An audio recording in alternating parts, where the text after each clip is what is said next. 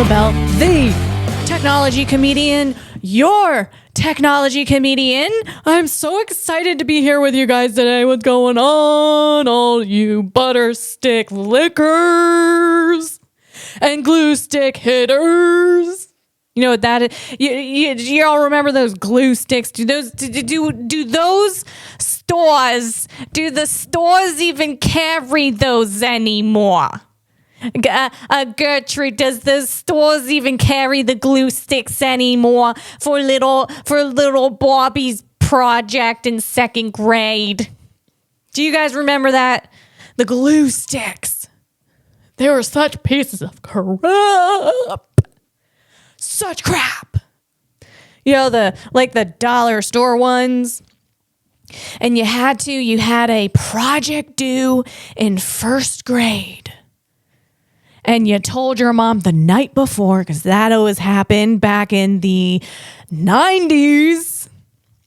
You know, moms didn't have like a portal that they do now. They can keep up with everything. Nope. Poor parents. They had to run your ass over to the store.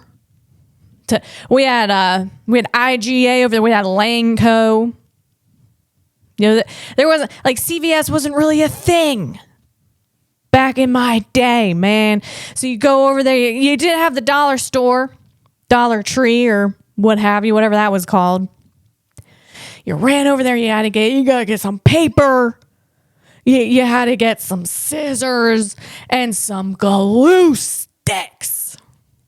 Then you run home. You're taping like 4 pieces of paper together to make one big paper because you couldn't find the poster paper because you waited till the last minute. So your project is going to look like crap with your crappy glue sticks. And you're just like cutting shapes out of different colored paper, and you're frantically pasting them on with your glue stick. You pop that lid off, the case off of that little glue stick. It was like a mega chapstick, and that doesn't say much. It was quite chintzy. You pop that off. Then you sniff it.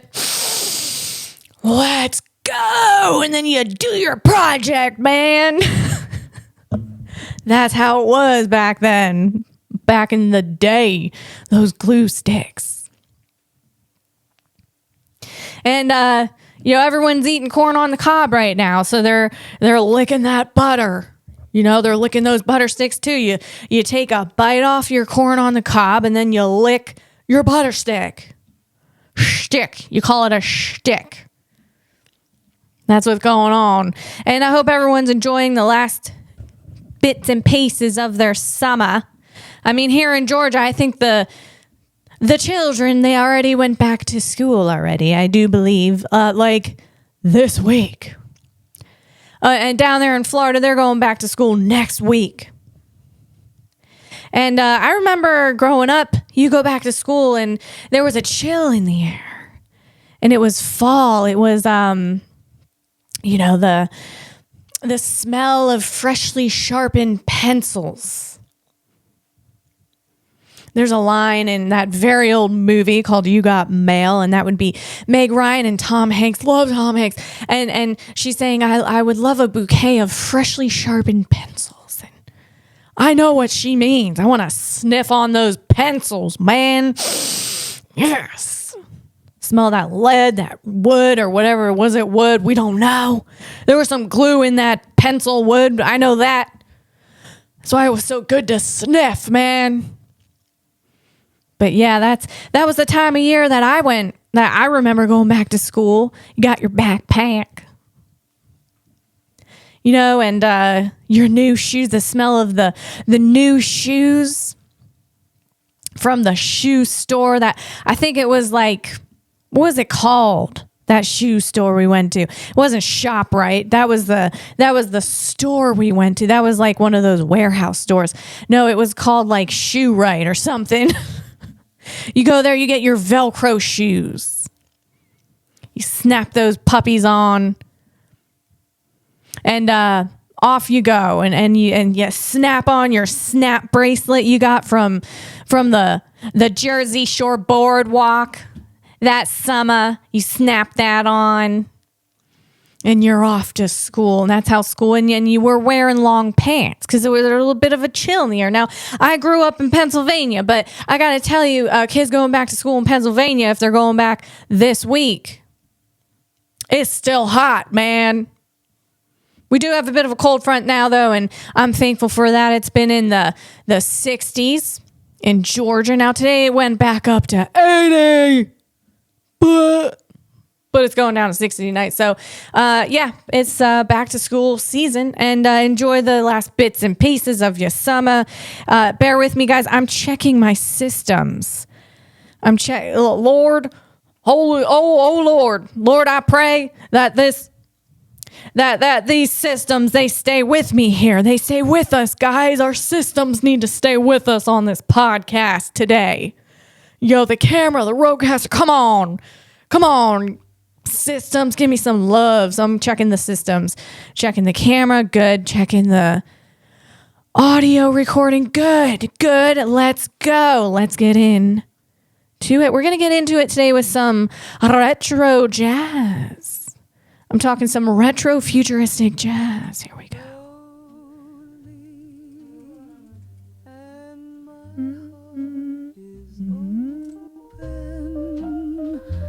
Waiting for you, darling. I'm in my dream.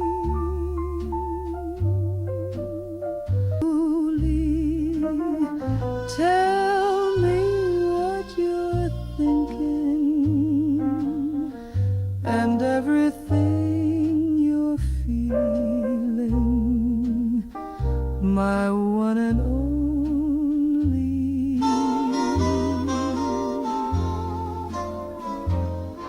Slowly, and my heart. You want to hear me sing, man? It's okay. I'll spare you. Oh, love that, man. Love this kind of music. That is right. I call that retro romantic. That's what that is. Hear that voice. My husband and I, we watched the Billy Joel documentary. That's on HBO. And if you guys don't have HBO, go get yourself that free HBO. That free HBO, man. That Max. Get a free trial and watch yourself some Billy Joel documentary. Man, that is some good freaking stuff, man. I gotta tell you, my friend, I won't name my friend. She's from high school. And friend, if you're listening, I love you. I love you so much. We haven't seen each other in a long time, but she introduced me. I mean, Billy Joel was around, of course, like a long time, even before I was born. But she introduced me to Billy Joel's greatest hits, and man, I got right into that. I dove right into that.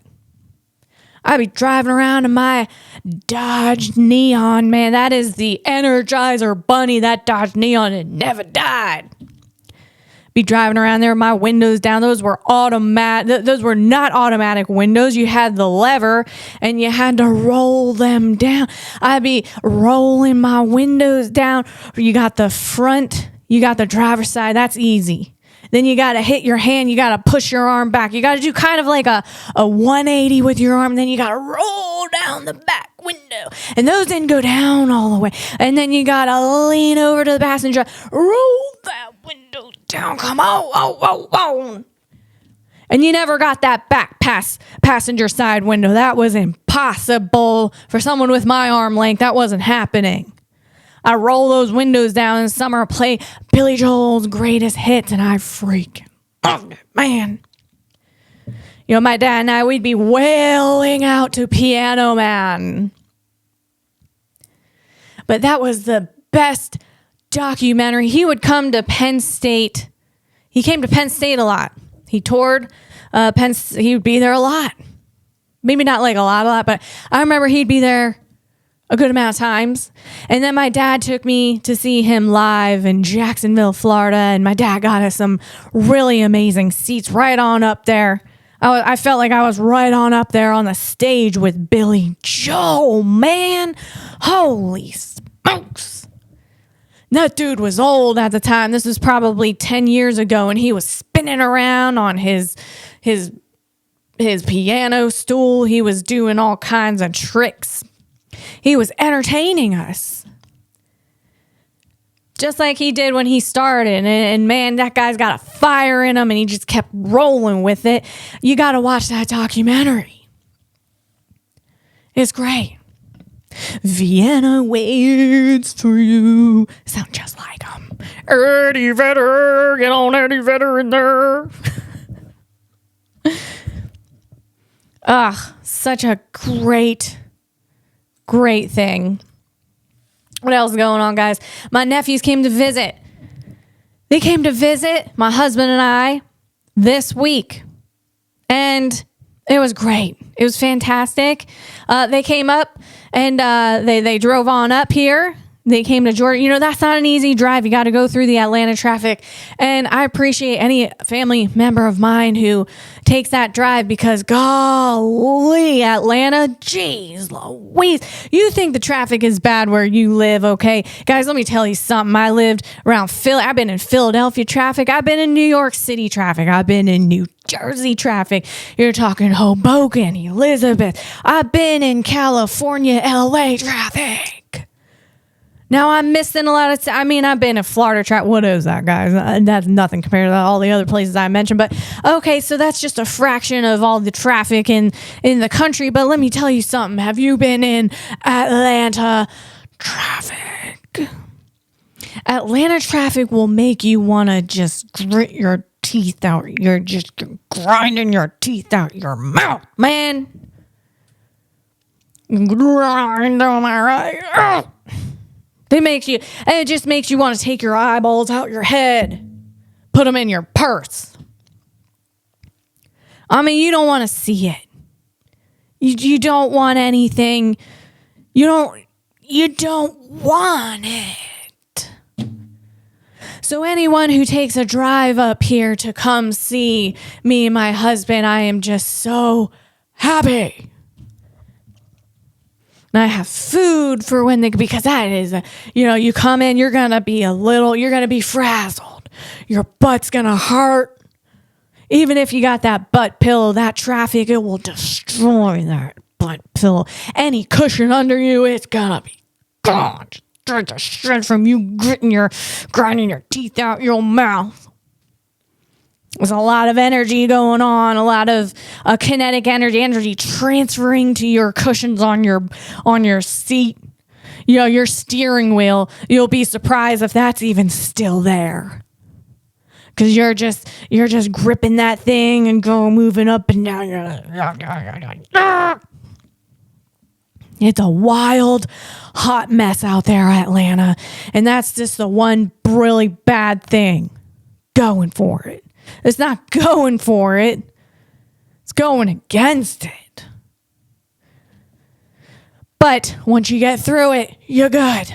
You're good. There's so many good things about it. In the area. There's so many good things about Georgia. You got to get through that traffic, though, and there's no way around it, okay? You're not going around it. If you go around it, it's going to be a long time. You're going to be extending your hours on the road for a very long time. Nope. Next. So my brother, he came up here with my two little nephews.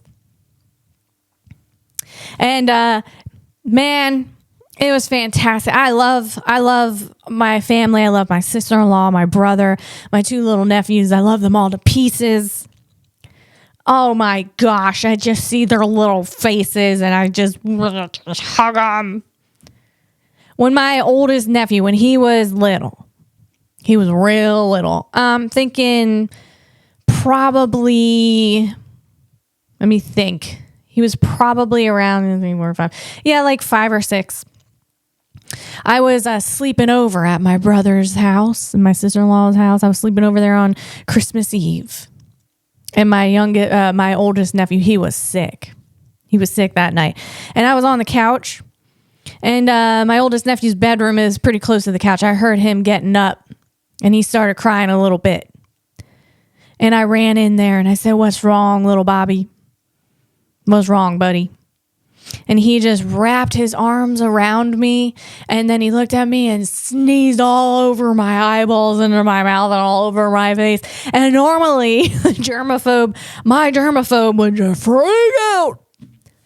And I couldn't believe all I had for that child when he did that was love and empathy and sympathy, because he was just feeling so crappy, and I just held on to him tighter.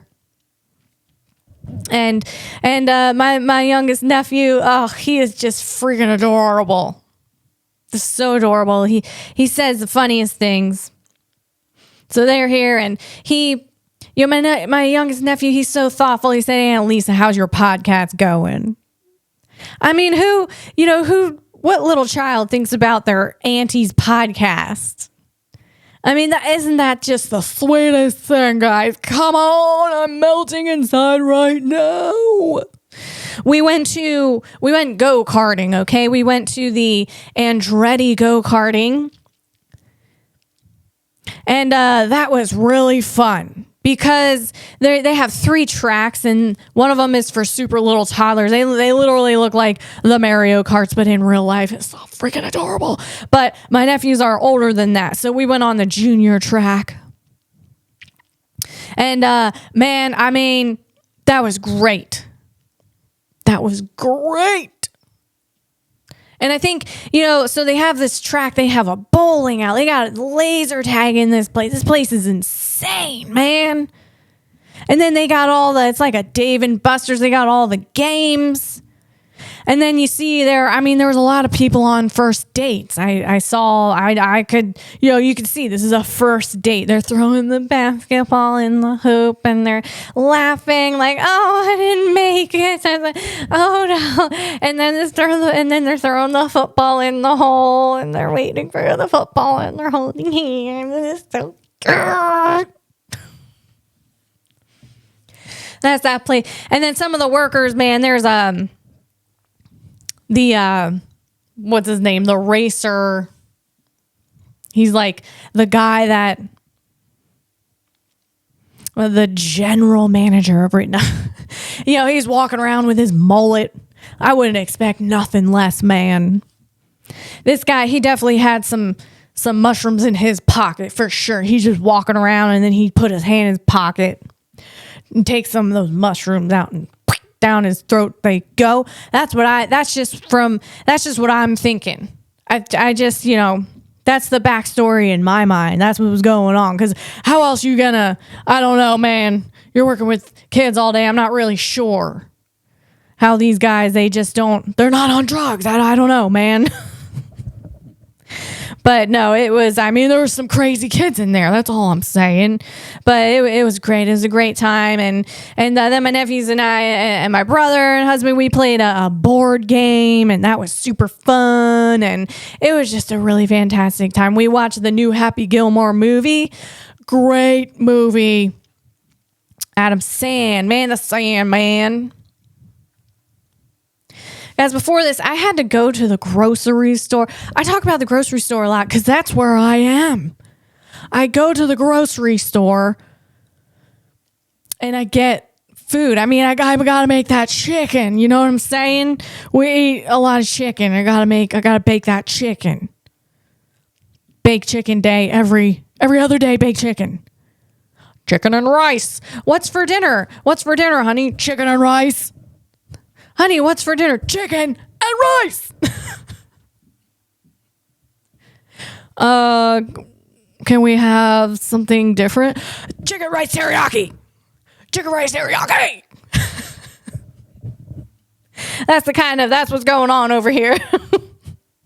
I was at the grocery store. Here's the thing. I got all my groceries checked out, went to my car. It's like 30-minute drive, okay, this store. So I'm like, all right, I gotta pee. I go inside to pee. There's 2 stalls in the ladies' room. Both are filled up. These ladies, I'm there for what felt like 10 friggin' minutes. It's probably only 2 or 3. And I see these ladies, they're sitting. I can see under the stall, man. They're sitting on the freaking toilet, and they're just like sniffing. There's no activity going on, and all I hear is...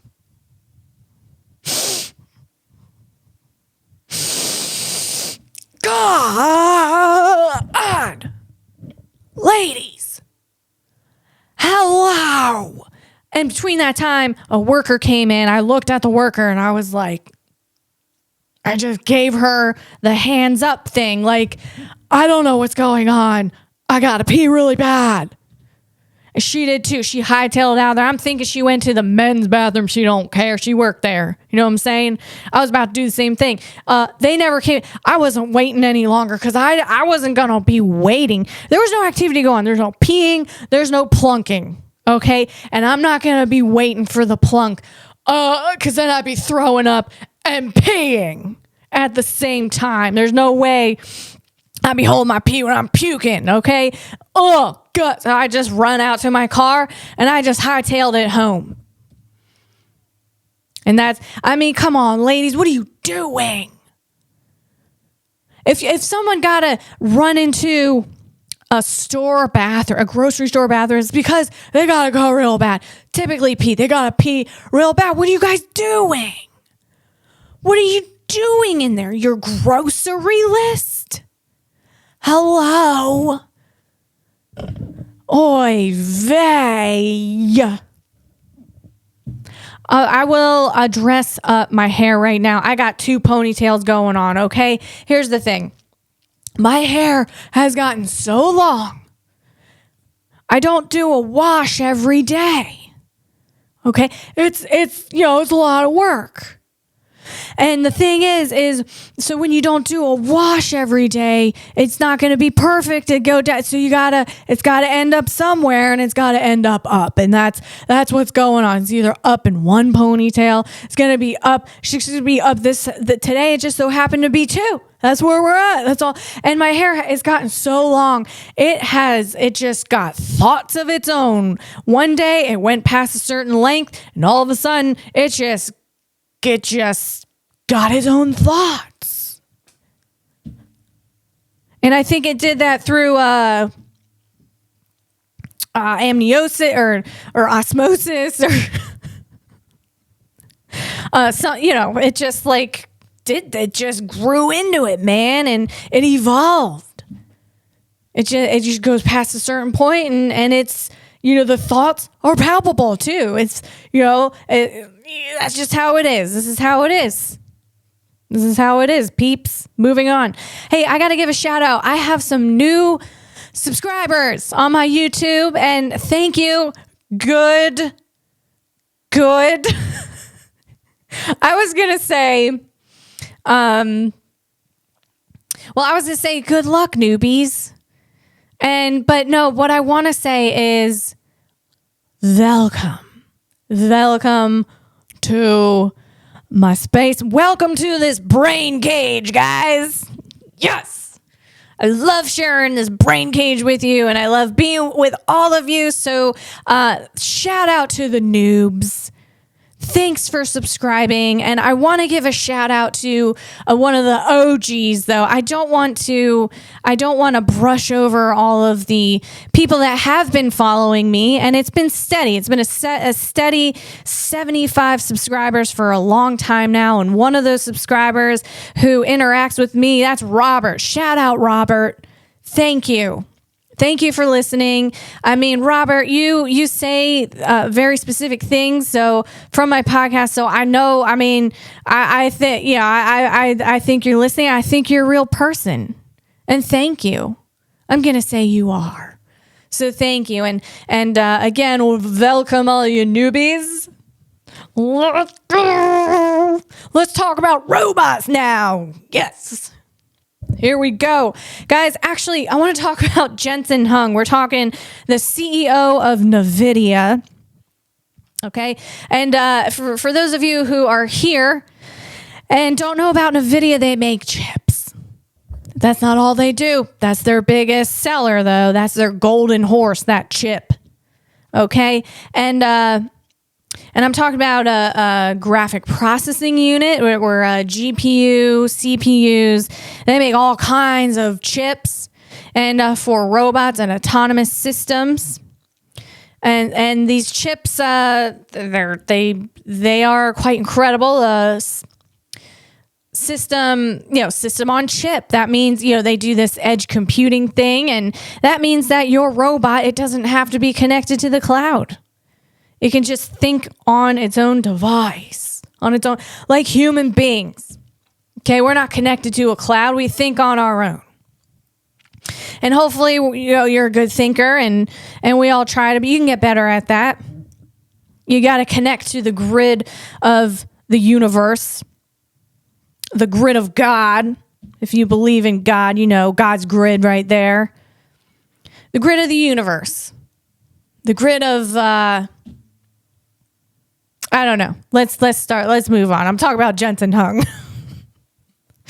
Okay, Jensen Huang, he is the CEO of NVIDIA, and he had an interview. My husband sent this to me. Oh, great. This is a nice advertisement because I don't pay for the YouTube without ads. But I pay for that HBO to see that Billy Joel documentary. By the way, guys, that Billy Joel documentary was produced by Tom Hanks and Sean Hayes. And some of you might recently know Sean Hayes from Smartless, and that's with Will Arnett and Jason Bateman. But Sean Hayes, he is a classical pianist. He's classically trained pianist. And so you got Tom Hanks, Sean Hayes producing this thing. I'm telling you guys, it was well done. Okay, so here we go. We're talking Jensen Huang. This is 2009. So Jensen, he looked a little different than he does now.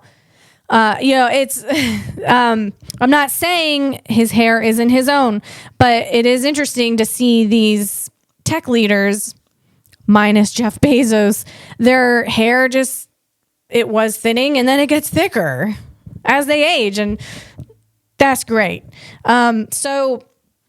So he looks a little different. Obviously, he's younger. He looks younger, different. He is Charlie Rose. Charlie Rose is interviewing Jensen Huang. And Charlie Rose, I don't know anything about him except that he is from a different time. He's from a time of, I'm going to say like a Johnny Carson era, where when you interview someone, you're not showing anyone you're not doing your thoughts. You're not really communicating like a human being. You're just kind of being like, you got a script and you stick to the script. And I mean, that's how it is. And it's interesting because, I mean, that is humorous to me. These old school, like 1950s and 1960s guys who are just like, they just kind of, someone could tell them, like on the original murder mysteries or whatever. I'm not into that stuff, but they're just like, yeah. And, so this guy, he went and he did this really bad thing. And then he went to his house and he got into the hot tub. And then the guy interviewing him is just like, no reaction at all. Like, what the frick? The guy's just like, and then what did he do? So what I'm saying is there's just like no emotion in this. And I find humor in that. And what I'm saying is one of the things that Jensen Huang told Charlie Rose, it was about Jensen's upbringing. So Charlie Rose asked Huang about how he came to America and how his upbringing was. And I might get some of these details a little wrong, but so Jensen is saying, oh yeah, his parents sent him and his brother to a boarding school in the Midwest, okay, just somewhere in the Midwest, and it was one of those, I guess it's like a correctional, I guess you call it, boarding school. So they took on some pretty bad apples. Probably people who, it's like a reform. It's a Reform Baptist boarding school. That's where so him and his brother were the only Asians there. He was saying, Jensen Huang's job was to clean the bathroom. Like, you're going to put one of the only Asians there into cleaning the bathroom. Come on, guys, what are you doing? And then And then, this is my perspective. This is my just perspective. Okay, Jensen's not saying that, but Jensen's telling us the story. Like they all had tasks to do, and one of his tasks was to clean the bathroom. And then Jensen says to Charlie Rose, "Yeah, and my roommate." You know, Jensen didn't know it was a reform school at the time. He was very little, very young. And his roommate took his shirt off to change his shirt, and there were like slash marks all over him. And Charlie Rose is just like, uh-huh.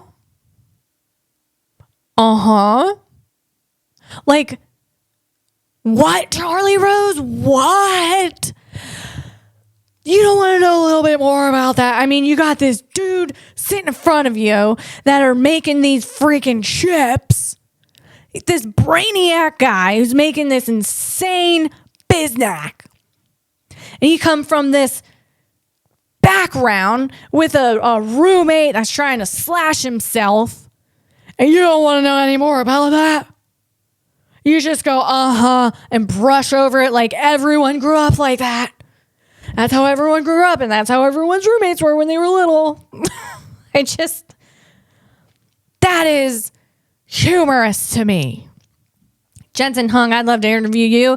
And there will be there will be reaction to something like that. I'm just saying it's not going to be, And when Jensen explains his chips and how they make them, Charlie Rose is just like, yes, I see. Yes. It's like, no, man. No, I don't think you see. And I don't think anyone, like no one understands this. This is mind blow out your butt stuff. So that interview was very humorous to me. And if you want to check it out, go check that out. That's Jensen Hung, Charlie Rose, 2009 interview. Moving on. Okay. Oh, this is interesting. Okay. So Perplexity, that is a large language model, a company that built a large language model. They just acquired Invisible. And that is, that's a big deal for them.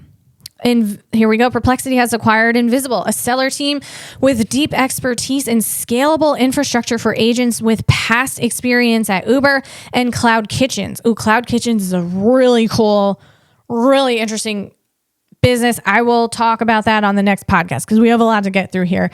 The team led by,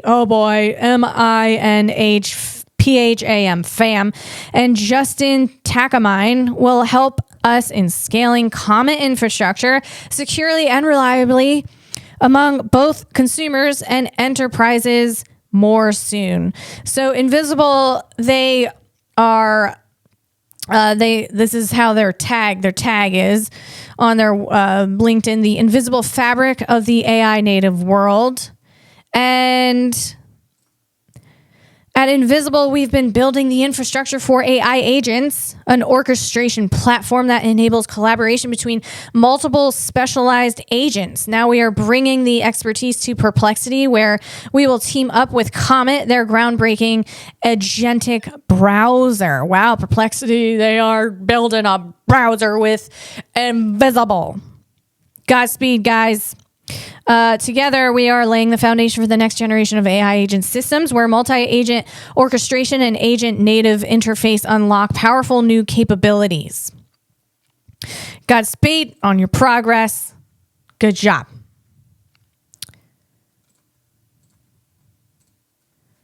Moving on. Oh gosh, here we go. We're going to look at a series of Unitree videos. This is fun. And I'm not quite sure what's going on.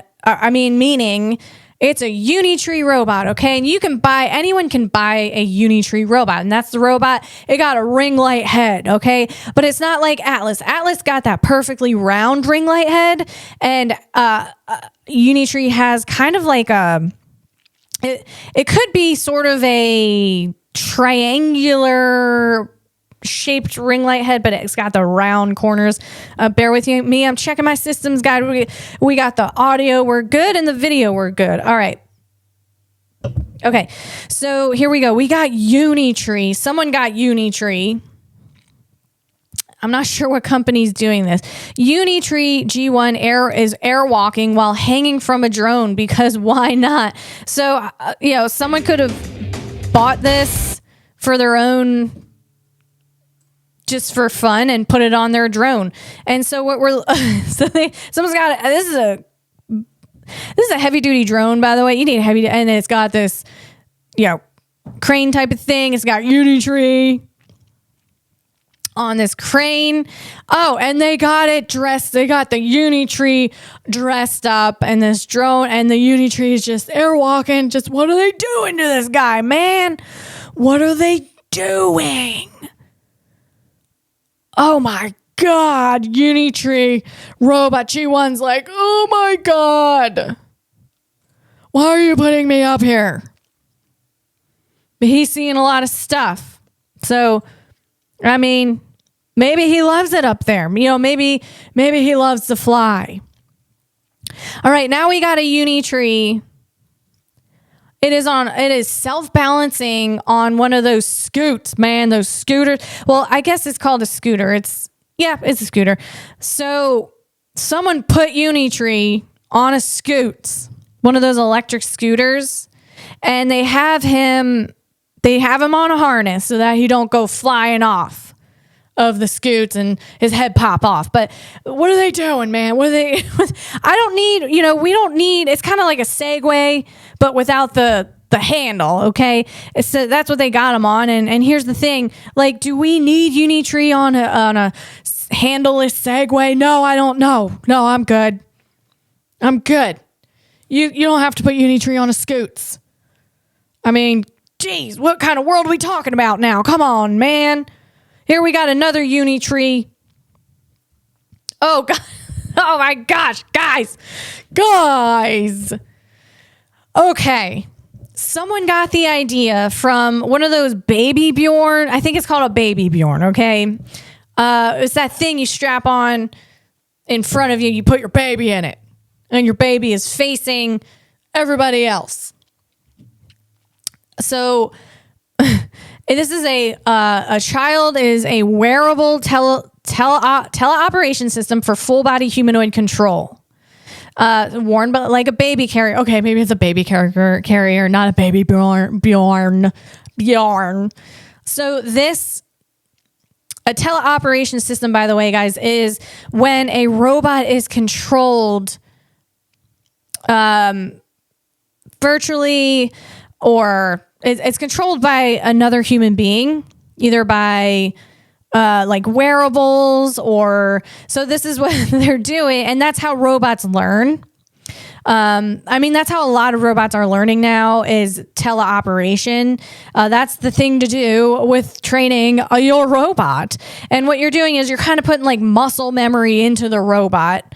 And I know that's like bird's eye view, but that's what I'm saying. And that does make sense, where you're pulling this thing and it moves the robot arm, or you put your foot forward, you have a wearable on and it puts the robot's foot forward. And that's called teleoperation. They put a baby carrier on, and then they put a robot into the baby carrier. And it enables joint level manipulation and loco manipulation with adaptive force feedback. The hardware design is open source. So, like I said, you got the baby carrier, you got your robot, a little mini robot with arms and legs in the baby carrier. And then what you do is you take one of the arms and you move it up, and it moves the robot arm. And then, so for the example, they're taking both arms and they're waving, and the Unitree is doing the same, and they're doing like a little dance, and the Unitree is standing there doing the same exact thing that the human being is doing with its robot in the baby carrier strapped on the front of him.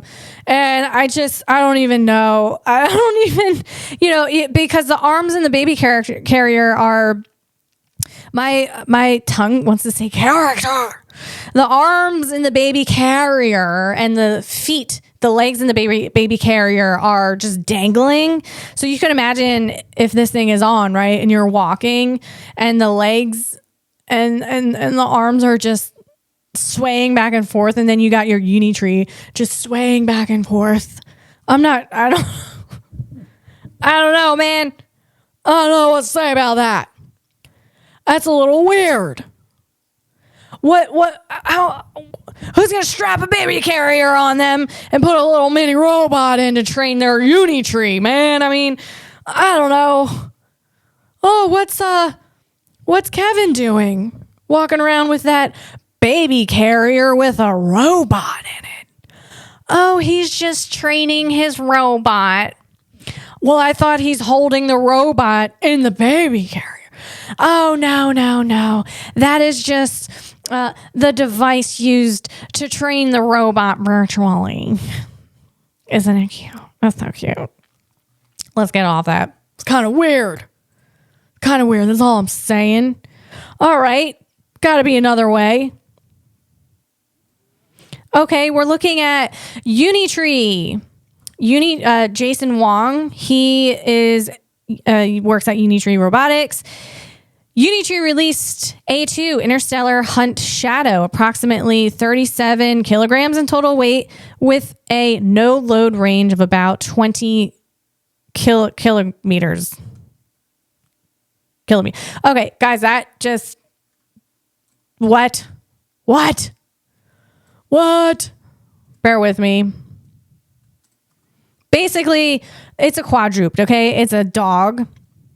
We're talking about a robo-dog. And it's lighter, stronger, faster, built for industrial applications. And they got their robo-dog. It looks like it's in a cave. Like they threw the robo-dog in a cave. There's a bunch of shale. And it's like running down the cave. It's getting all dirty. This dude, he's standing on top of it. He's jumping because it can hold weight. It can climb. Pretty serious rock climbing going on right here. I mean, this thing, yeah, it's a little dystopic. That's all I'm saying. By the way, Unitree is based out of China. I mean, this thing is super impressive. Here's the thing. I'm not saying I'm not here to mitigate what these engineers have done. I think that is incredible. Wow, they are working their arses off over there. That's what I'm saying. Here's the thing. I remember we're talking Bill Nelson. He was NASA administrator back in 2022. And he said on May 17th, 2022, during a United States House Appropriations Committee hearing, he accused the Chinese Communist Party of stealing the United States' most vital technology secrets. And I'm bringing that up because this robo-dog looks like Boston Dynamics robo-dog. I mean, Boston Dynamics had it first. Boston Dynamics was yellow, and then all of a sudden China came out with like a red one or something that looked exactly the same. That's all I'm saying, guys. I don't know. The Singapore Post reported, this is back again, May 17, 2022, NASA Administrator Bill Nelson. This is, quote, "Yeah, they are pretty good at stealing, and I think that's incumbent upon us to take cybersecurity very, very seriously," Nelson said. And he's right. Here's the thing. With technology and the blueprints and everything, it seemed like we were very complacent. Definitely in the past, like we closed the front door, we locked the front door up real good, but left the back door wide open. The front door, you could try to open the front door, it's locked. You just go around the back and you see one of those welcome signs that, the ones you buy at Home Goods or Hobby Lobby, and then you're like, oh, the back door's open. You walk in, there's more welcome signs. Welcome, our house is your house. Make yourself comfortable, thankful. All those signs that are made in China. And that's the back door. And then all of the technology blueprints are right there for them. I mean, we did it to ourselves. That's what I'm saying, man. So hopefully we're taking this stuff more seriously. Moving on. There's a lab in Pittsburgh called Skidlid. Hang on. Is that... Bear with me. I just want to get that right. We're talking... that was incorrect. I'm sorry. Skilled. It's called Skidlid. I like Skidlid. It's called Skilled, okay? Skild. Skilled Lab. And this is in Pittsburgh. And it's started. It's really cool. This lab, and from this image here, it was founded by Carnegie Mellon University professors. Carnegie Mellon, by the way, it had one of the first robotic degrees in the country, one of the very first, and it's been working on AI since like the 40s. I think the government was working with them, and yeah, they've been pioneering and forging. They have been on the frontier of AI and robotics at Carnegie Mellon University out there in Pittsburgh. So this Skilled was founded by Carnegie Mellon University professors and emerging from stealth. Ooh, that's stealth there. It was behind the scenes. In July 2024, it's developing a unified robotics foundation model capable of controlling diverse robotic forms, supported by a team with seminal contributions to robotics, indicating a potential shift towards practical large-scale robotic automation in various industries. So this is a cool video. Go check this out, guys. It's just it's all of the types of things they have at the lab. Like they have a humanoid, and then they have a robotic arm, and you can interact with everything. And I would absolutely love to visit this lab. You could put like something down the robotic arm and pick it up. They got all kinds of things over here. So go check that out. If you're near Pittsburgh or around Pittsburgh, or you're visiting Pittsburgh right now, go check that Skidlid out. I'm going to call it Skidlid Lab, but really it's called Skilled. It's called Skilled Lab, okay? Moving on. Oh my gosh, this is so cool. We got to get our Hans device on, guys. I'm working on that prototype, that Hans device prototype, but it's going to be foam. It's not going to be a real one. You can't wear the one I'm going to send out to you guys, to my audience. It's going to be like a foam one. So you can't don't wear it in your car on the track.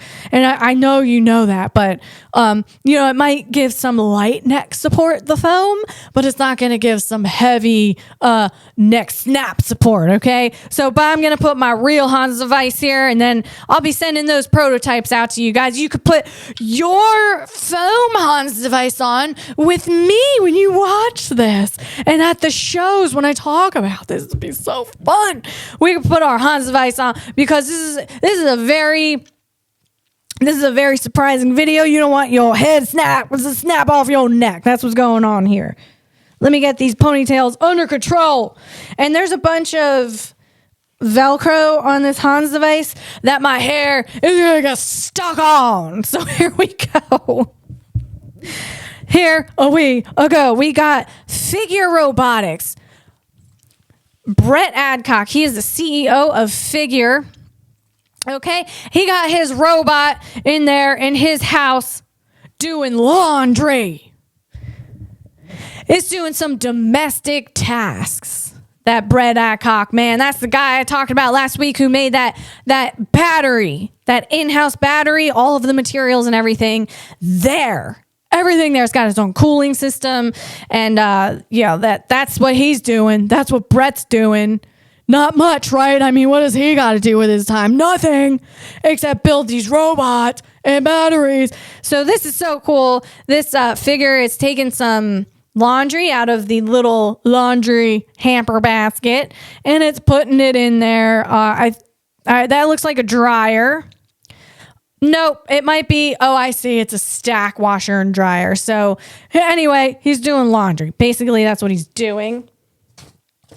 And I want to go into this here. This is Figure.2.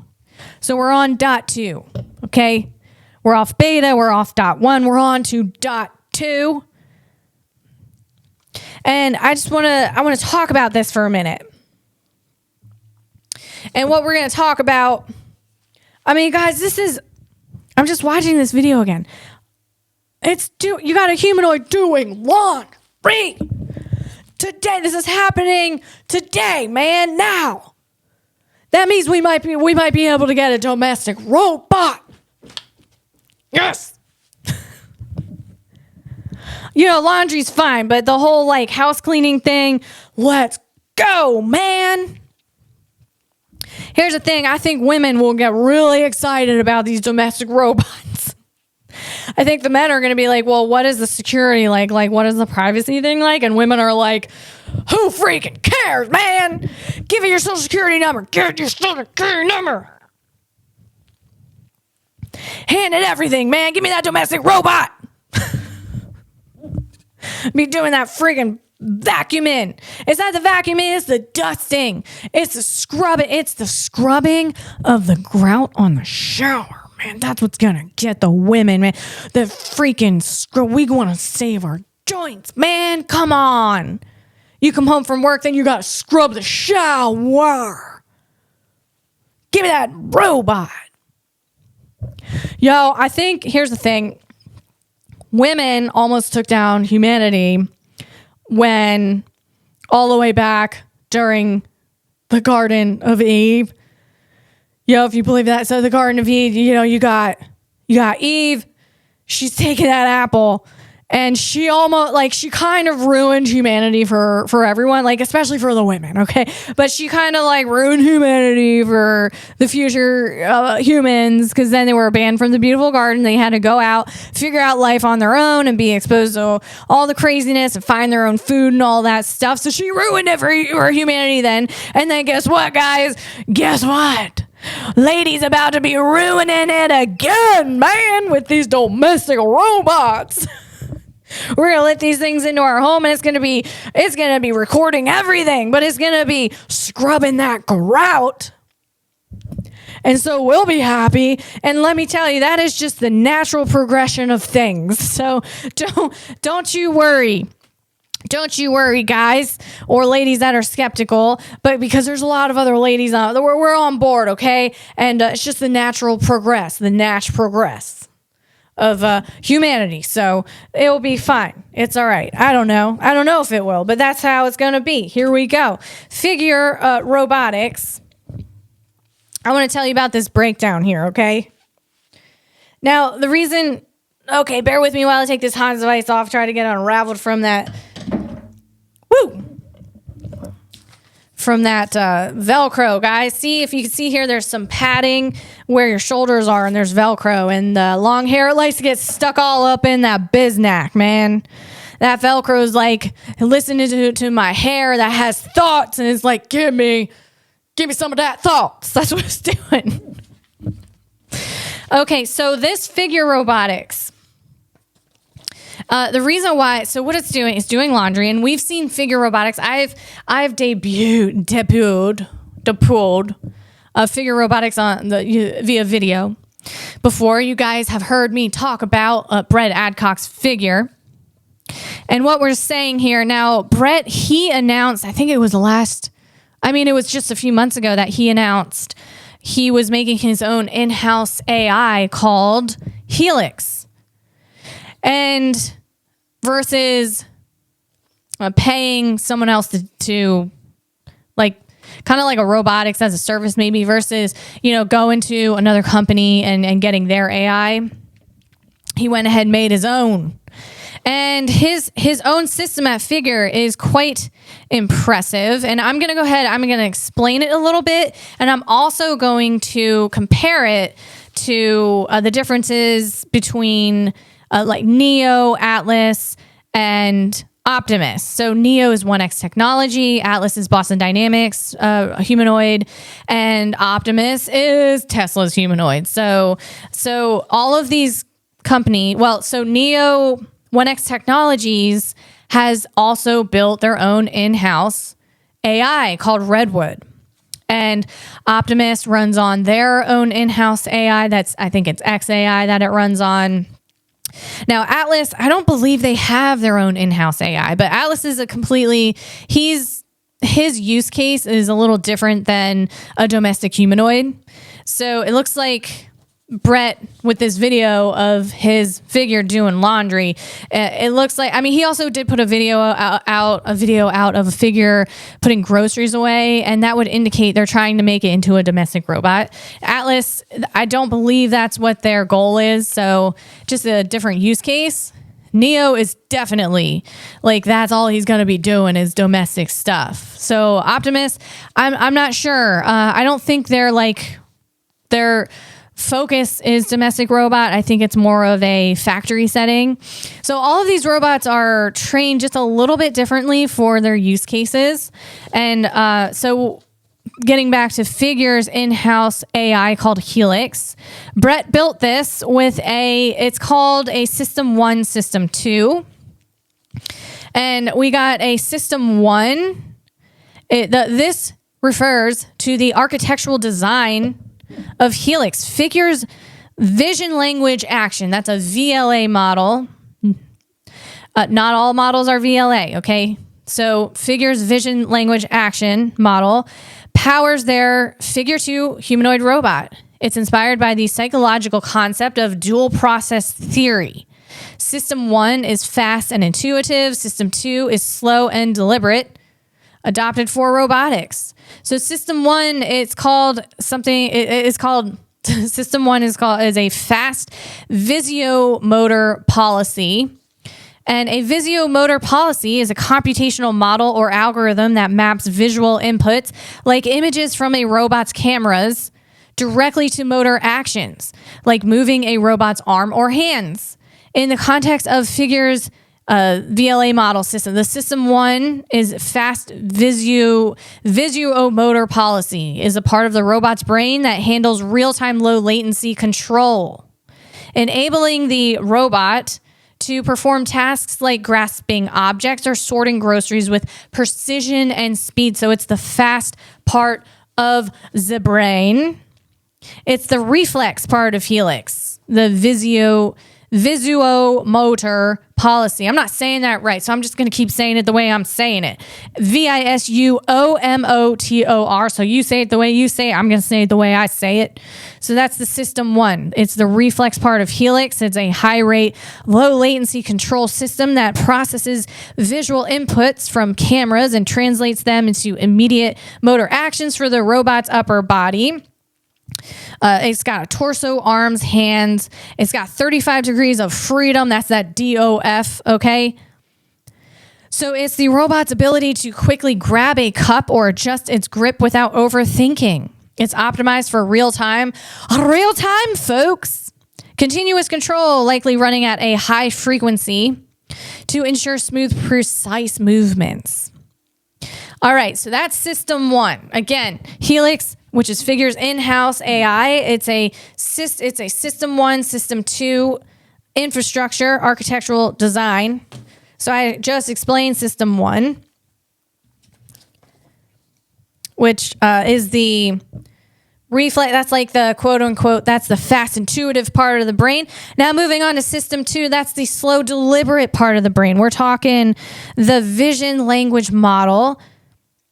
It's for scene understanding. This is the brainy part of a vision language model that takes in visual data and natural language instructions to understand the broader context of a scene.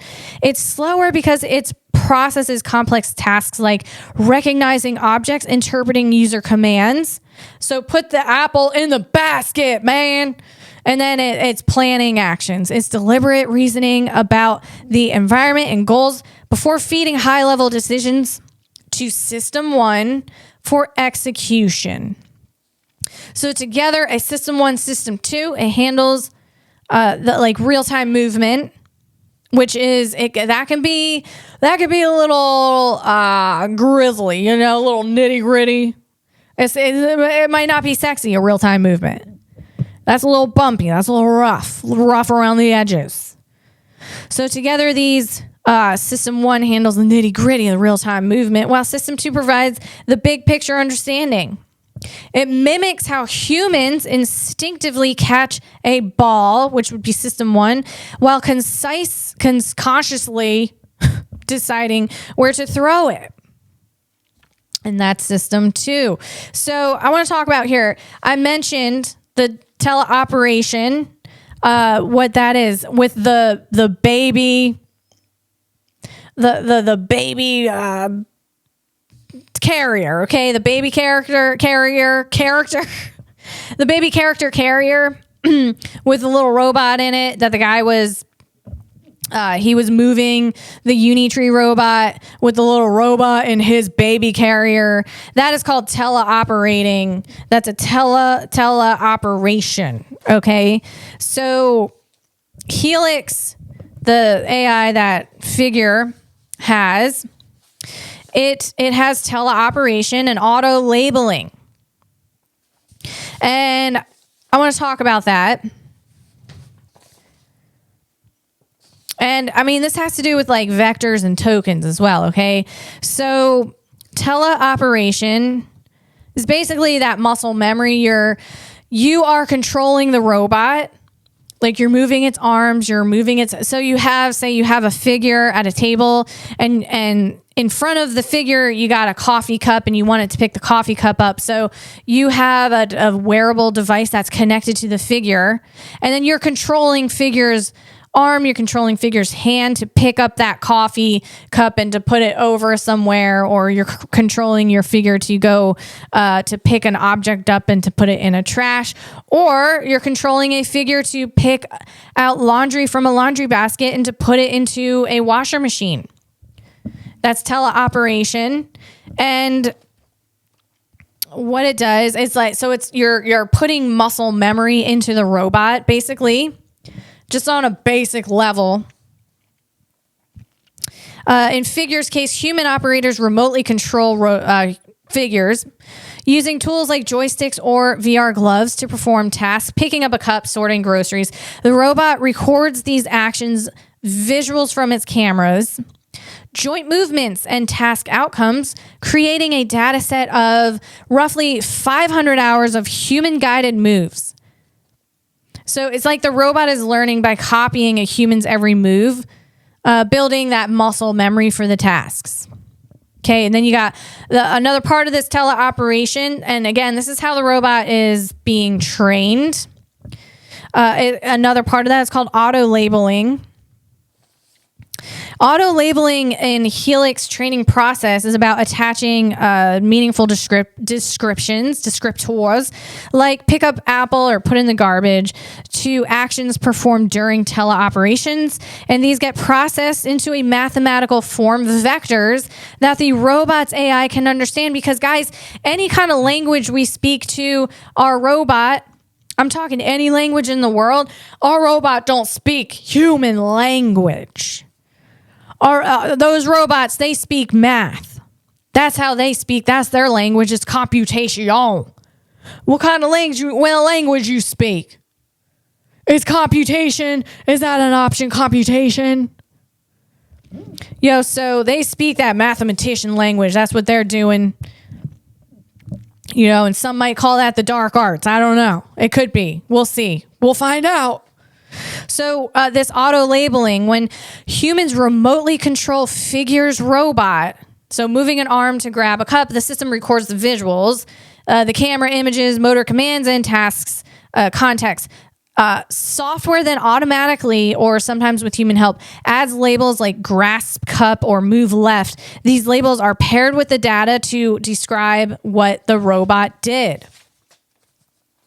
All right, and then the tokens and vectors. This is how it all comes together with these tokens and vectors, okay? Helix, as a vision language action model, breaks down these labels and visuals into tokens. Think of them as bite-sized pieces of information, like words for language or frames or for images. These tokens are converted into vectors, and that's a list of numbers that represent the meaning of instruction.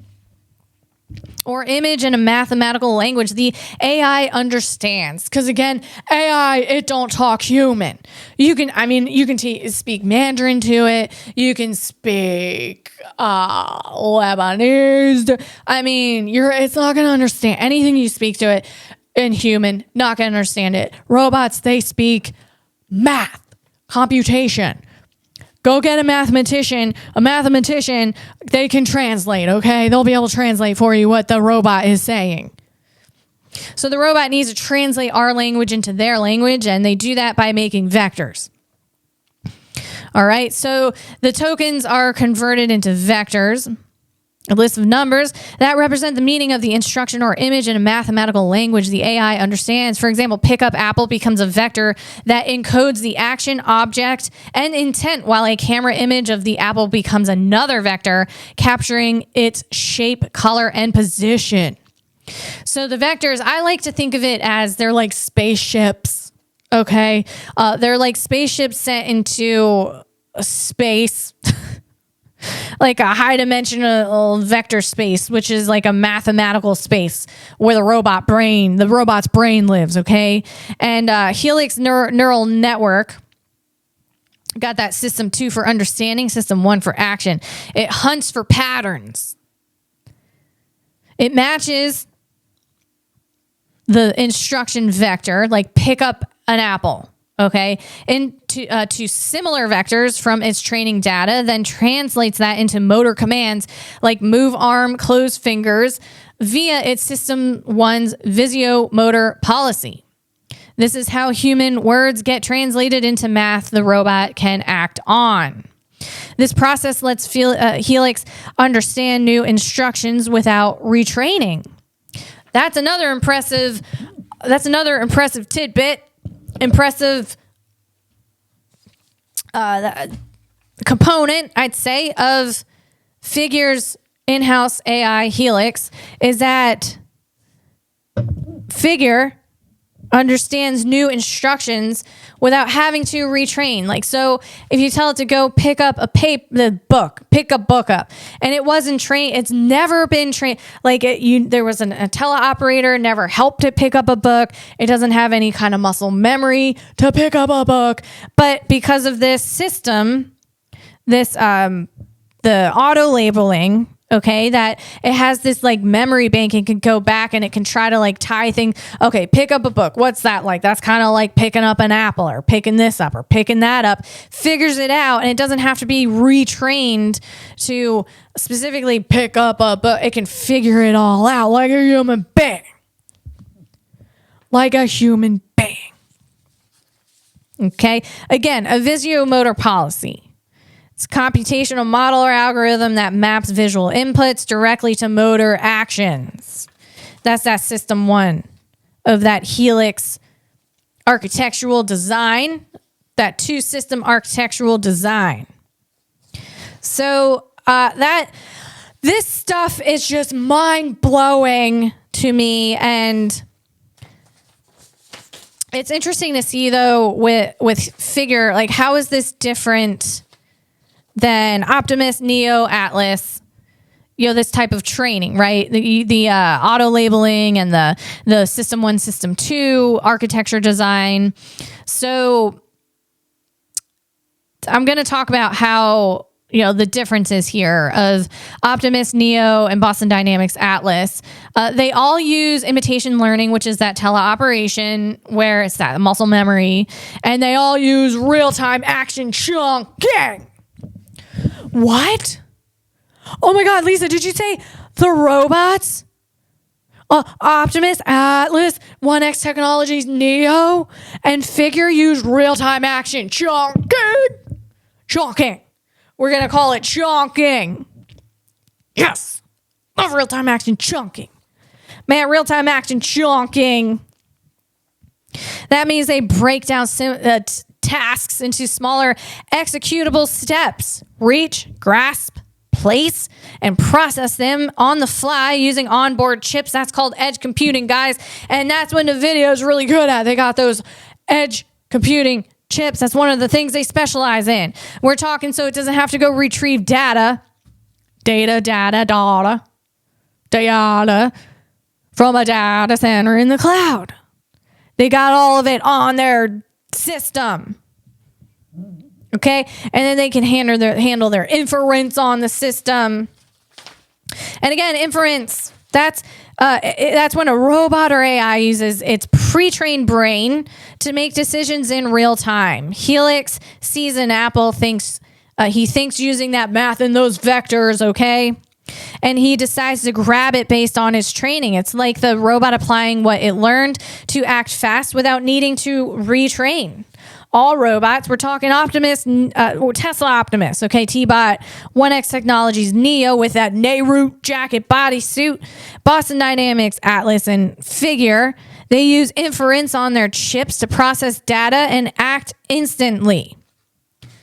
That's what inference is. And edge computing, that's really great for inference, fast inference. So all these robots, they use that real-time action, shonking. Okay, they break down tasks into smaller executable steps. But Helix is its vision, language, action model, system 1, system 2, split. It makes it stand out. So we got Optimus, Tesla's, Tesla's demonstrations show. We're talking Optimus demonstrations. It performing tasks like picking up a paper towel or walking with actions chunked in real time based on camera inputs and its FSD chip. Now the FSD chip, that's not that NVIDIA chip, okay? The FSD chip, that's Tesla's custom chip made by Samsung. It's called all of these robots, they use a SoC. I call it a SoC. It's SoC. That's a system on chip. And it has neural processing units for vision-based tasks. We're talking processing camera data to navigate roads. It's super efficient for Tesla. That's that FSD chip. The FSD chip is 144 TOPS. Okay, we're talking that would be 144 calculations per second. All right, human beings, now your turn. You try doing 144 calculations per second. Go ahead. Guys, we're not going to catch up in these things. It's never going to happen, okay? So just let it go. If you can't win without them, folks, you got to join them, folks. And that's like a vaudeville voice approach to what we're talking about. Step right up, folks. Become one with a robot. Become a cyborg today. Because if we can't win without them, well, if you can't win without them, you got to become with them. If you can't win with them, you got to become them. If you can't win with Moving on, the dyslexic vaudeville carnival worker who's trying to get some money from someone, like stepping on up to some sort of game or something. Moving on. Okay, I'm going to get this back on the rails, guys. Here we go. So, Figure, we're talking how the Helix system, their in-house AI is a little different from Optimus. Now, Optimus, again, runs on their own chip, the FSD chip, that does 144 TOPS, 144 trillion in operation per second. We're talking real fast.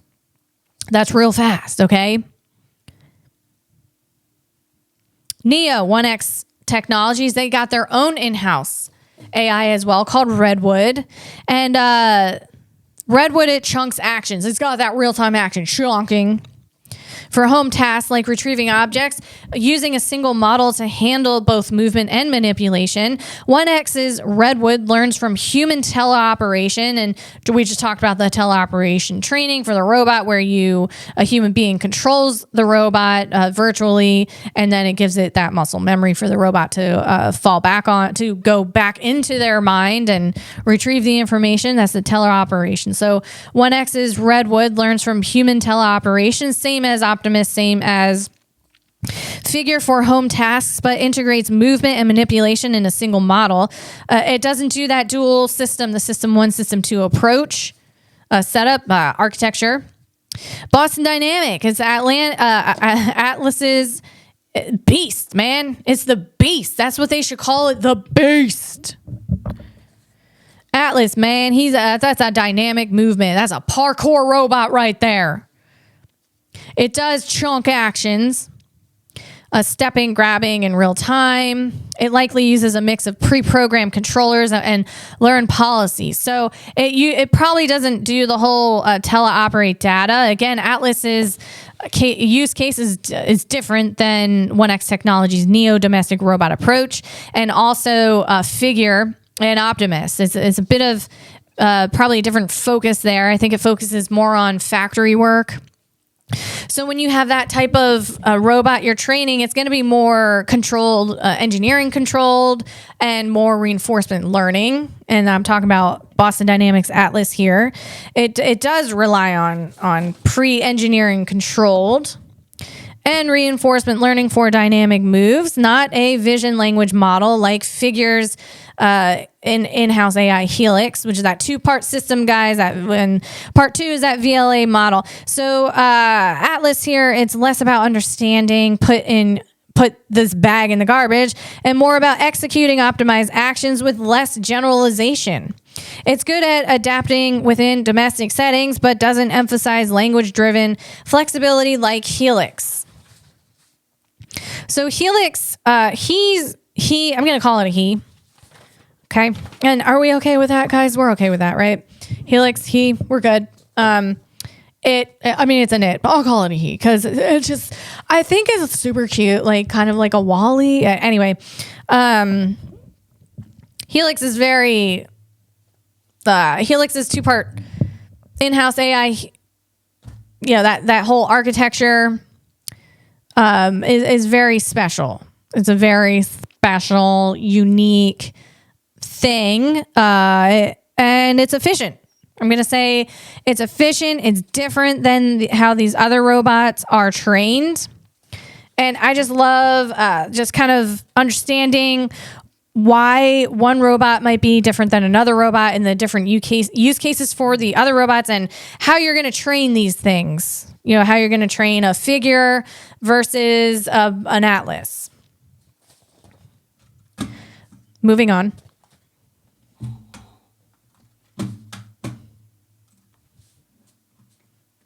Oh, gosh. Okay. Oh, what the frick, man. I knew this. I just saw this news the other day that I think, news. U.S. to build nuclear reactor on the moon. Official announcement expected soon. And then I saw the official announcement. I think it was yesterday or the day before, but this post came out. When did this post come out? August 4th. So I saw the official announcement, I'd say yesterday, because, there's not many days in between this. So anyway, this came out before the official announcement. Here's the thing. So the U.S. is to build nuclear reactor on the moon. Official announcement expected. I knew it. I freaking knew it, man. I've been talking about how China has been talking about building a nuclear reactor on the moon. Like, I've been talking about that for 2 years now. Xi Jinping, he was talking about that. And I used to have a bit about it in my stand-up. And it was about, I'm not going to do the bit on here on a podcast, guys. It's going to flop. All right? I'll just tell you the premise of it, though. This was my little worry about that. Putting a nuclear reactor on the moon, okay? Because I think the moon, it has some moonquakes already. You put a nuclear reactor on there. What if it causes a disturbance in the moon's whole system, its core, and then like the nuclear reactor has a breakdown, and we got a big old moonquake, dude. If that moon cut in half, we're screwed. Okay, so China gonna be putting a nuclear reactor up there, and so are we. Now you got 2 nuclear reactors up there with the possibility that there could be a meltdown. And I think that's a problem, man. That just seems like a problem. There's no atmosphere to trap the... Well, I mean, look, there's a whole bunch of radiation up there already.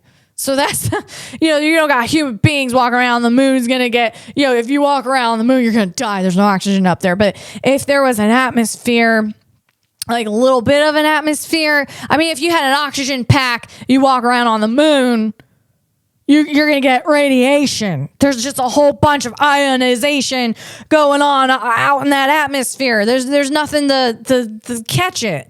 Like the Earth has something called the Van Allen belt. Okay, it looks like kind of like a donuts or a bow tie. I look at it like it's always drawn in a picture like a bow tie. You got these circular patterns going. It's going up through the poles of the Earth and out to the sides of the Earth. And I actually think it's a bit of a circular pattern more than a bow tie pattern. But anyway, those Van Allen belts, they catch all of these ionized electrons and protons particularly. They catch them and they loop it because they're magnetized, drawn from the magnetization of the poles. And the poles catch these negatively or positively charged electrons and protons, and it catches them and it loops them around and around. So it protects its Earth. It's a protectant of Earth. It's Earth's guardian angel, and the moon don't have that, man. So there's just a whole bunch of ionization going on up there. And I'm just thinking, if a nuclear reactor has a meltdown up there, I mean, I don't know. I'm not sure what I'm saying. It just doesn't seem great. And then also, what if it has what if it explodes? I know there's no oxygen up there, so there's no real explosion. But, if it happened... there could be a fire. Look, in a nuclear reactor, maybe there is a little bit of oxygen there's going to be in there somewhere. And then a fire can start. And if you got a fire on the moon in a building that doesn't have gravity, the fire is going to be like this blue sphere. It's going to be like a sonic boom, man. It's going to be this this orb thing. Those orifices just go these blue circular flames just going around and around these orifices. I'm going to call it an orifice of a blue circular thing. I don't know what I'm saying, but what I do know that I'm saying is if there's a fire that starts on the moon in a building without gravity, it's going to be circular and blue, and it's going to be in the air, kind of like these circular orbs. And that's what I'm saying. So that will be interesting to see all these nuclear reactors on the moon. You got this country got to have one, this country got to have one, that country got to have one.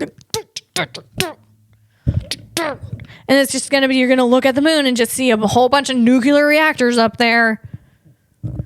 Gone are the days of the cheese moon. Oh, you see that big old moon crater? Nope, I see a nuclear reactor. That's how it's going to be. It's going to be a different skyscape. It's going to be a different spacescape soon. Talking about those Van Allen belts, man. Again, it's like Earth's invisible force field donuts, or 2 layers of trapped space particles wrapped around the planet, held in place by Earth's magnetic field.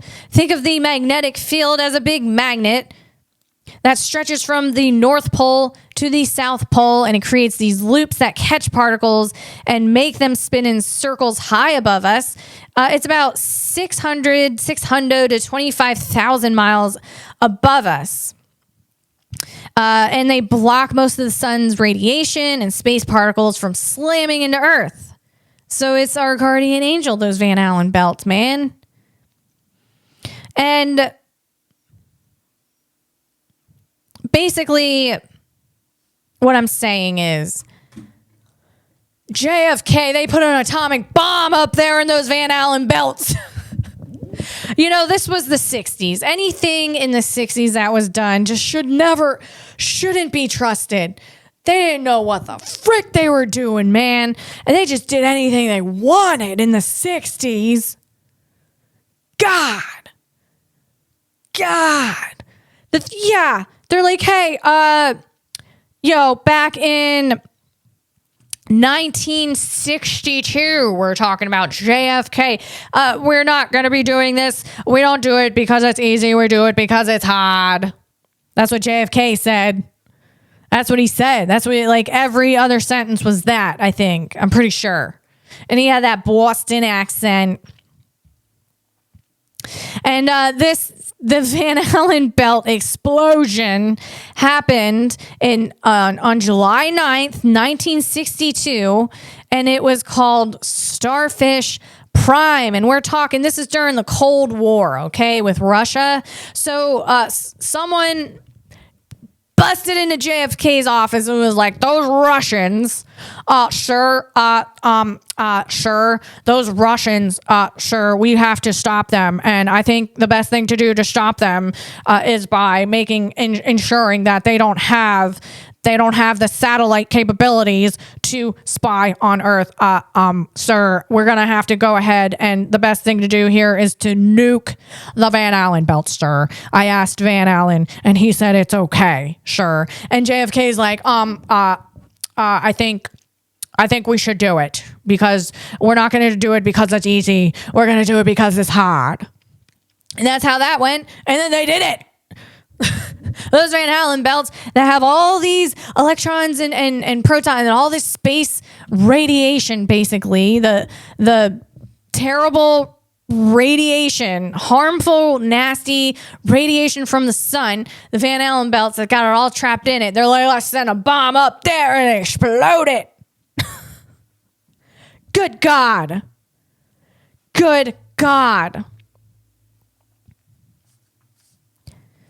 They thought that this could this explosion, sir. This will help with the belt. Sure. We could mess with the belt's radiation to disrupt the Soviet missiles or satellites. The Cold War brainiac stuff. That's what I'm saying. That makes no sense. So this whole thing, basically what they thought was going to happen is if they messed with the Van Allen belt radiation, they could disrupt the Soviet missiles or the satellites. And what do you think happened? What do you think is going to happen? Well, I think it's going to backfire. And it did. It really did. We don't even know what it did, really. I don't think anyone went up there to check. They just knew it was bad. Whatever happened was really bad. Really, really bad. And then they're like, let's just forget about it. JFK, he was asked about it. He had to deflect concerns about it. And he said the Van Allen says it's not going to affect the belt. And that got a laugh, but it didn't age well. JFK, I'm sorry, that one didn't go well. That was not great. That one wasn't great. So they used a hydrogen bomb. Guys, a hydrogen bomb, that is way worse than an atomic bomb. Okay, so we're talking a hydrogen bomb. It's also called a thermonuclear bomb. It's considered a type of atomic bomb, but it's like calling a T-Rex a lizard.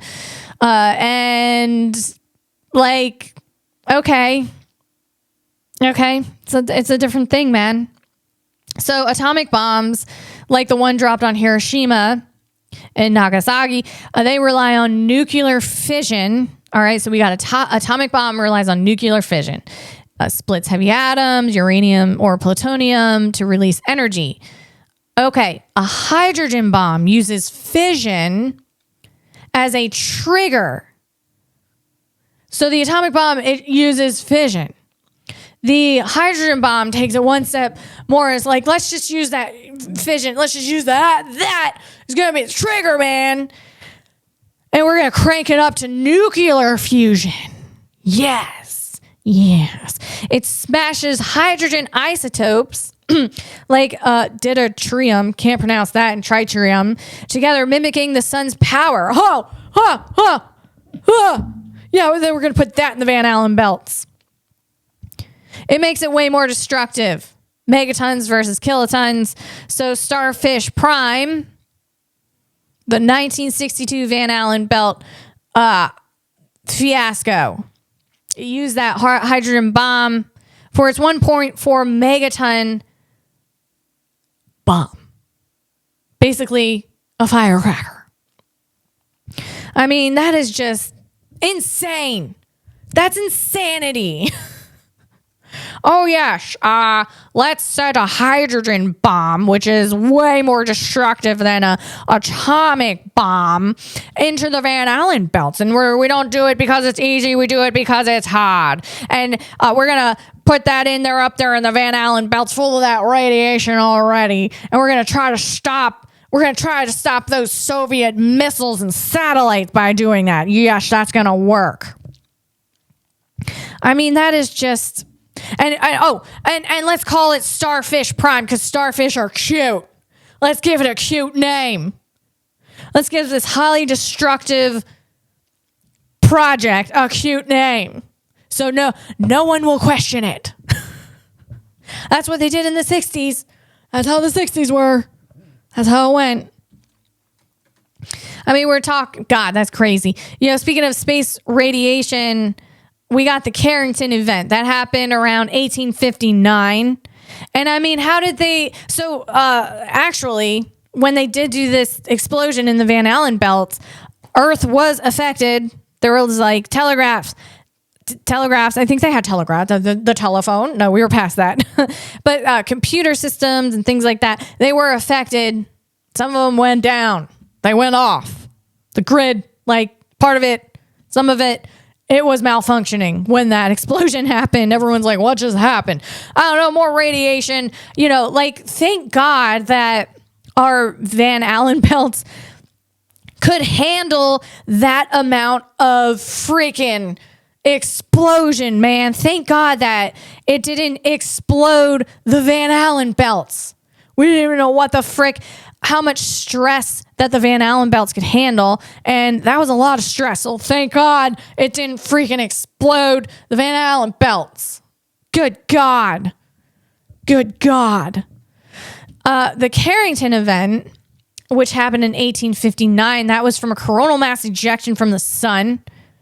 It took out the grid on Earth. And this guy, Richard Carrington, spotted the solar flare that kicked it all off. Auroras so bright people were reading newspapers at midnight. Telegraph lines were sparking. And you had James Buchanan. He was the president at the time. And I don't think he knew anything about it. I don't even know anything about James Buchanan. Who is this guy? I mean, all right. I don't think he even... What were they doing back then? But what I'm trying to say is you had the sun doing this wild thing back then, and it took the grid. Like telegraphs went out and telegrams, and so only, I guess, affluent people really were affected by it because no one was using technology back then besides like affluent people, but they knew, they were like, something's going on, and it affected Earth that much. The Van Allen belts, they tried protecting us, and they could only protect us so much. So I can't believe that this atomic bomb, the Van Allen belts, maybe they got stronger from the Carrington event. Maybe, I guess. Thank God. Moving on. Interstellar. We're talking about the movie Chris Nolan did, and it was made in 2014. This post says during the... hang on, bear with me. Since its release over 10 years ago, only an hour and 32 minutes have passed on Miller's planet in Interstellar. And I think the black hole over there by Miller's planet is called Gargantuan. And what's interesting is I've always been kind of like obsessed with this, with this time dilution and like could I understand it? Not really. I don't even know how any of it works, but I learn and read about it and I'm fascinated with any kind of physicist that can wrap their head around this stuff. And there was a physicist who was working with Chris Nolan and Jonathan Nolan during the writing and directing of Interstellar. And that physicist his name is Kip Thorne. Kip. There's a physicist out there named Kip. My lips hurt real bad, Kip. I need my chapstick, Kip. My lips hurt real bad. That's what I'm saying, Kip. I just wouldn't take a Kip for a physicist, but we got one out there, Kip Thorne. He even wrote a book called The Science of Interstellar. And bear with me, guys. I'm actually putting some chapstick on right now because my lips hurt real bad. Okay. So, Miller's Planet, an hour equals 7 years back on Earth. Insane. Miller's Planet orbits Gargantua, a supermassive black hole. Think 100 million suns squashed into one monster. Black holes warp space-time. Einstein's general relativity tells us time slows down in strong gravity. Near Gargantua, the gravitational pull is so intense that time on Miller's Planet crawls compared to places far away like Earth.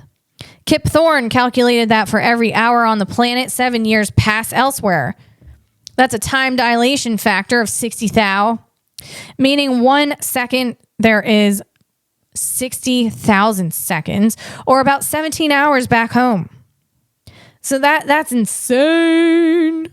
I mean, that's just like mind-blowing. It really is.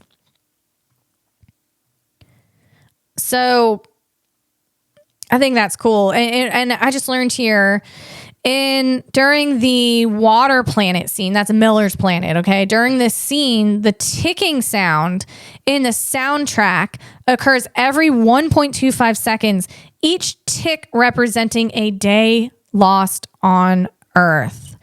And I think that's a cool artistic, visual, and audio element that they added into Interstellar. And, Interstellar, oh man, just everything about that movie. Man, again, I'm not going to do it here, guys. It's going to flop. I'm here with you guys, but, it's just in this kind of media, in this particular media, like this podcasting here, not like on this podcast medium. That's what I'm saying. On this particular medium, a joke, a stand-up joke, it's just going to flop, guys. I'm sorry. I'll tell you, though, the idea of the bit, it's just about the Tesseract. That's all I'm going to say about that. Come to my show. You can hear my stand-up bit about the Tesseract, okay? So I have a bit about the Tesseract and also TARS. I love TARS. Oh my God, I love TARS. TARS is a robot. He's got those three rectangles. And he can lay flat. He's very handy. He can lay flat in that spaceship. He went there with Coops. Out there. Boom. Out there in the space. He went with, Coops went with TARS. And TARS is, he's got that AI brain. He's got that edge computing. He can hook up to the space network. And, if someone said to me, Lisa, you want to go to Mars to explore the frontier of Mars, I'd be like, no, man, what are you, crazy? You got to be like George Washington crazy to do that, okay? You got to have that orange cat energy to go out there and do something like that. That parkour energy. You know what I'm saying? But if someone said, Lisa, listen, but you can bring TARS. You can bring TARS with you to Mars. We got a TARS back here. You want to bring TARS with you to Mars? I'll be like, oh my God, I'll go to Mars with TARS. TARS on Mars. Give me that TARS on Mars. Let's go. Give me that robot. I'll definitely freaking go. TARS, if you get tired, TARS can pick you up. He carry you across. He don't care, man. He's He just can do it all. And I'm giving it a gender. And that's fine.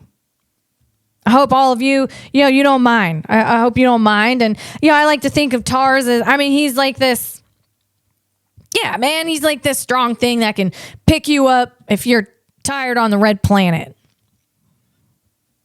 And that, that's some strength there. And it's superhuman strength. And Tars, I just love Tars. So yeah, I'll go to Tars. I'd go to Mars with Tars. That's all I'm saying. Let's move on. Quantum computing. We're going to move on to quantum computing.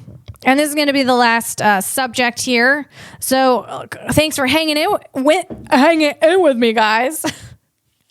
Can I still form sentences? Yes. Check yes. Let me check the systems. We got the video's going. We got the audio going. Great. Perfect. Let's get the Hans device on because your head about to snap off your neck. Let's get our hair caught all up in this. Woo! In this Velcro. Yes. Yes. Here we go. Guys, quantum computing. Excuse me, I didn't mean to curse. Okay, quantum computing. We got some scientists here. They hit quantum computer error rate of a 0.000015%. That's one big step closer to quantum computing. Scientists hit quantum computing error rate of this, a world record achievement that could lead to smaller and faster machines. Again, scientists hit quantum computer error rate of 0.000015%. And I think I got all those zeros correct. Let me make sure I have the zeros correct. 0.000015%. That's a world record achievement that could lead to smaller and faster machines. Oxford physicists have achieved the lowest single qubit error rate ever. This is equivalent to one mistake in 6.7 million operations using a trapped calcium ion qubit controlled by microwaves, not lasers. The nearly 10 times improvement over their prior benchmark drastically reduces the hardware needed for error correction. Calcium ion qubit. What am I saying? What even is that? There's people out there that even know what that is and that use it in their everyday work. What even is that? What is that? Quantum physicist, what is an attosecond? A femtosecond? What? A femtosecond? An autos? What are you doing out there? What even is going on, man? That's incredible. So this rate, okay, to put it in a bit of perspective, I was curious about this rate, this 0.015% error rate. What was the error rate before, right? Before this breakthrough, the best error rate for a single qubit was around 0.0001%. Okay, sure, that means nothing to me. That's one mistake in every million operations. The new record achieved by Oxford physicists using trapped calcium ion qubits. Okay, I don't even know what it is. Controlled by microwaves.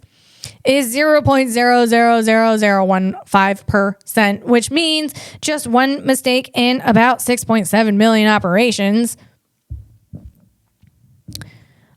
Big old jump. So here's the thing with quantum computers. Errors mostly happen because the qubits get disrupted. What am I talking about? Let's go. Let's take it back to the basics here. What's a qubit, man? What's a qubit? Well, a bit is the tiniest piece of digital data. We all know that, right? All right, in regular computers, a bit is either a 0 or a 1, and that is either on or off. All right, it's like a light switch. It's in a computer. A bit is going to be up or down, on or off. Okay. A qubit, it can be a 0 or a 1. It exists in both states at once, at all times. Until You observe it. I'm not going to get into that yet. But qubits can be a 0 or 1 or both at the same time. This both at once trick comes from the weird rules of quantum physics, and it lets quantum computers do some amazing things. Think of a qubit as a tiny, super flexible switch that can hold more information than a regular one. So qubits can handle, basically, it can handle a lot of calculation, computation all at once. It's insane. It's mind-blowing. Quantum computing and qubits. It's wild, man. Because qubits can be 0, 1, or both at once. They can try tons of solutions at the same time. And now they have to be kept, they're super, quantum computers, they are super sensitive, okay? So they have to be kept in super controlled environments. And we're talking super cold temperatures, colder than space. Okay, colder than space. I'm saying minus 459 degrees Fahrenheit. That's going to be minus 273 degrees Celsius for all of you, those of you who are not in America. And we're talking 15 to 20 millikelvin. That's Kelvin. Okay, MK. They have to be kept super cold, and they have to be protected from any bumps or noises, or the qubits, they stop behaving, and that's called decoherence. And that's one of the biggest problems of quantum computing to solve. Decoherent, so we're talking entanglement is a related idea. So if two qubits are entangled, they're like connected to each other, okay? Even if they're really far apart and like on the opposite ends of the earth. But if you measure one, it's got to pick like the 0 or the 1, and the other one's going to decides to be the opposite.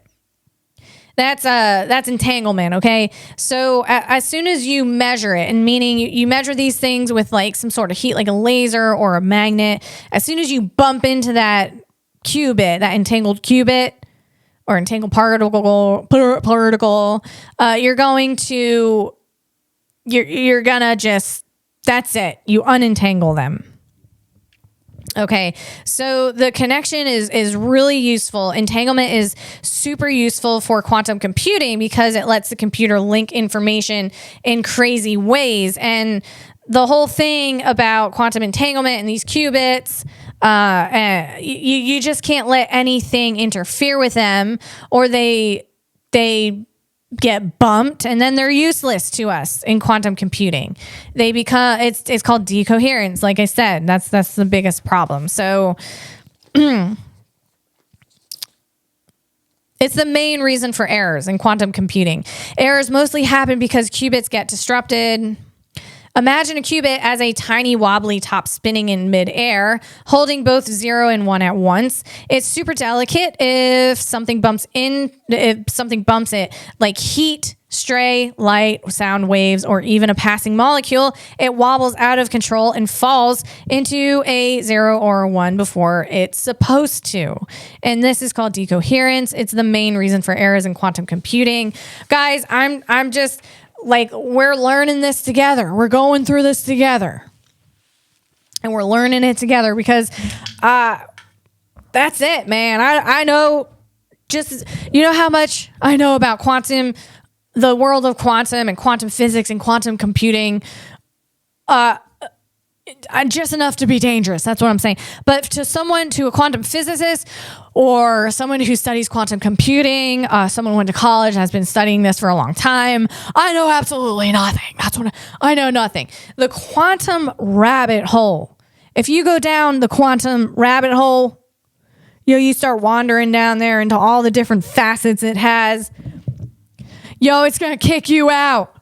It's not interested in anyone that has, you think you have a high IQ? Oh, Lisa thinks she has a high IQ. She starts going down the quantum hole. She starts going into the quantum forest, learning about quantum mechanics and quantum physics. Yes. Oh, Lisa thinks she has a high IQ. The quantum forest says, the frick she does. The frick she does. Then it kicks me out, man. It's going to kick your ass out.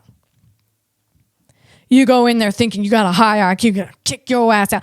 The quantum forest, the quantum world, it only accepts and allows anyone with we're talking the Asperger's IQ level. That's what we're talking. That's who it accepts. And, Einstein, he was accepted into that world. He just didn't want to be a part of it. Einstein, he called quantum entanglement, I think it is called physics effery at its finest. I'm not going to curse on this podcast, but you get the point. And I'm pretty sure that was his exact quote. His exact quote when he discovered quantum entanglement. Okay, that's where there's a particle that is entangled. How do you get a particle that's entangled, Lisa? Well, you can take a beta barium borate crystal. Okay, guys, go get yourself one of those crystals, and then you point a laser at it, and you got some entangled particles right there. You got a couple of entangled particles. You take those particles, you put one of those particles in New York City. You put the other one in Detroit. They're together, man. They're existing in all states, all at once. And what I'm saying, they're going up and down and over and side by side and up and around and boop, boop, boop, boop, boop, boop, boop. They're going beep, beep, beep, beep, boing, boing, boing. Brrr. They're doing everything all at once, all at the same time, both of them together. This is what makes them entangled. Okay, as soon as you observe the one in Detroit. So meaning you're pointing a laser at it, so there's some heat on it. You got you're gonna take a magnet. You're gonna go ahead and measure the poles or what have you. It bumps into that. It bumps into that entangled particle. The particle is disrupted, and now it's forced to pick a state. So the particle in Detroit, it got observed. Whoop! It was spinning up. It was spinning in an upward spiral. And then it feels like it got observed. Like, oh my God, someone watched it. Boop. And it has to stay in that upwards position, spinning spiral. It has to pick it. It is there forever now in this upward spin. And without even looking at the particle that is entangled with it in New York City, you're going to know that when you observe that particle in New York City that is entangled with it, you know that particle is going to be on a downward spin, because as soon as you observe the upward spin on the entangled particle, the entangled particle in the other city is going to be doing the exact opposite. And that is weird. That is weird. That's spooky, man. And that's what Einstein discovered. He didn't want anything to do with it, man. He called it spooky action at a distance, and then he called it a day. He's like, let me get out of this quantum forest, man. He was like, I'm done. I gave the human beings a lot of stuff. I'm done with this one, man. That's it. And and he did. Yeah, he had quoted spooky action at a distance. Here's the thing. I think, he could have been talking about quantum entanglement, right? He could have been talking about that. Or, and this is my theory, I think really what happened was it was the first time he observed a hangry woman in ovulation, because that's some spooky stuff too. And he called that spooky action at a distance. I mean, you see a hangry woman, a woman who's like fasting, but she's ovulating. Don't do that. Because that woman, man, she's hangry and she's frisky. And now she's over there in the grocery store. She's frisking up the soda guy. The guy he's just replenishing the soda shelf, and he's frisking them up. And that's a hangry ovulating woman. And that's probably what Einstein saw at a distance. And then he called it spooky action at a distance. And then he's like, oh my God, I can't